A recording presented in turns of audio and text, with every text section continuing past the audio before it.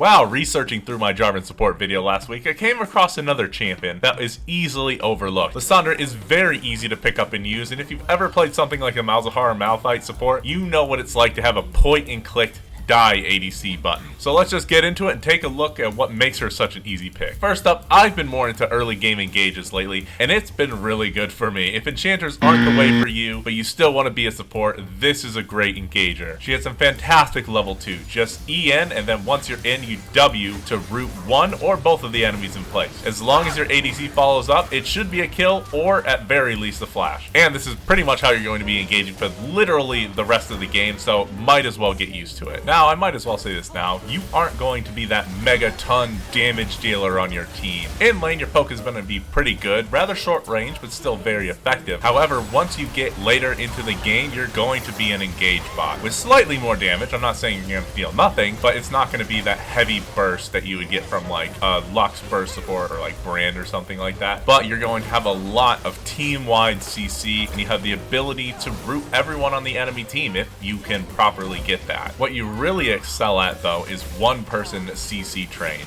You can go in, W to root the enemy, ult, and in about 2 seconds after your ult is completed, you'll have the ability to root them again. Your cooldowns are extremely low, so you're able to spam out those abilities. I would say in most cases, you're primarily going to be an engaged portion of your team, but if you have someone else on your team that has the ability to be that engager, then you are an extremely effective peeler. You get the slow and damage with your Q, a root with your W, and the lockdown with your ult, so if you have a fed member of your team, you just want to try and protect them. Now, your build isn't going to vary too much from a regular mid Lissandra. You're just going to be AP and survivability so that you can go in, deal some damage, and survive the backlash. Malignance is key because you want to have your ult up as much as possible to be sure that you can get that lockdown or save yourself. Honestly, you could build full tank and probably be pretty successful with it, but you do you. For runes, we want to take things that help us survive. We're going for Aftershock to get that tankiness on the engage, Bond of Life to heal a bit for our ADC, Bone Plating to survive more burst, and Overgrowth for just additional health. Secondary tree, we want Mana Flow and Transcendence for more cooldown and mana for spamming. If you're liking the video, please subscribe, hit that like button so others can see it too, and comment below what you think of this pick. Now let's take a look at one of these games and see how it actually plays. Now in this game, we have the new hotness that's popping off, the ADTF, against some weird Vayne Viego bot. I'm not sure why they picked that, but hey, I'm not going to question their methods. You see what I do on this channel. Now, earlier we talked about how it's really good level 2 engage, but you know what's better than an unavoidable root? Not being able to avoid being stunned after an unavoidable root, and that's exactly what happens. Now, as is tradition, we overstay after the kill and end up getting our poor TF the gray screen vacation. However, what the enemy didn't expect is the damage coming back at them because no one really knows what Lissandra actually does anymore. And we're able to pick up a sweet double kill, and that's really nice, but you know what's even nicer is that on my way back to lane, there's this nice 1 HP Brand just waiting to give me 300 gold.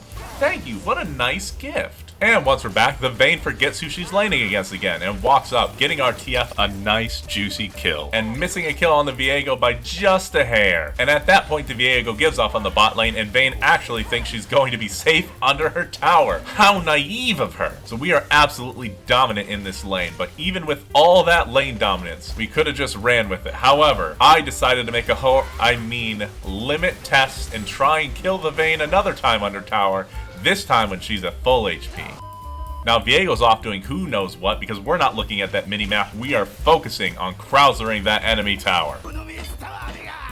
Then once we do, we free our TF from the bot lane misery, and it's time to go a Roman. And honestly, in the mid game, we make some pretty questionable plays, but luckily we have a good TF on our hands. He decided that he didn't want to lose this game like my plays would suggest. Honestly, they're not horrible plays. We're just doing our job of engaging, but we unfortunately don't survive them. So we lose our nice KD. However, even with some questionable decision, my homies are still there to back me up. Now, things are getting a bit desperate for the enemy team, and they are able to sneak a Baron, but not without none of them escaping to tell the tale. Then from there, just a couple more team fights. I'm taking shots at the enemy. I'm gonna make it to the top, leave a legacy.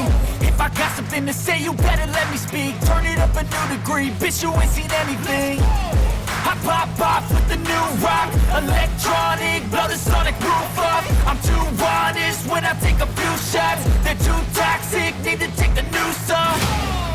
And that's it. We did it. We won the game. And if you enjoyed this video, check out this other one as we play as the engaged King Jarvan, as he actually does an amazing job as a support. Talk to you later.